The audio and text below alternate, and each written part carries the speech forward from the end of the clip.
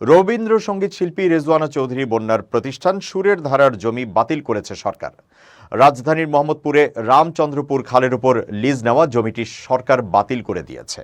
ভূমি মন্ত্রণালয়ের খাস জমি এক অধিশাখার উপসচিব মোহাম্মদ আমিনুর রহমানের সই করা এক চিঠিতে ওই জমি বাতিলের নির্দেশনা জারি করা হয়েছে। চিঠিতে উল্লেখ করা হয়েছে, সুরের ধারার চেয়ারম্যান ও অধ্যক্ষ রেজওয়ানা চৌধুরী বন্যাকে দীর্ঘমেয়াদী বন্দোবস্ত দেওয়া ঢাকার মোহাম্মদপুর থানাধীন রামচন্দ্রপুর মৌজার ১ নম্বর খাস খতিয়ানভুক্ত CS ও SA ৬৯২, RS ১৮৯৫ এবং সিটি ১১৬৬৭ নম্বর দাগের ০.১৭০০ একর ও ১১৪১২ নম্বর দাগের ০.৩৪২০ একর মোট ০.৫১২০ একর জমি CS হতে RS রেকর্ডে খাল শ্রেণী থাকায় উক্ত বন্দোবস্ত বাতিল করা হলো।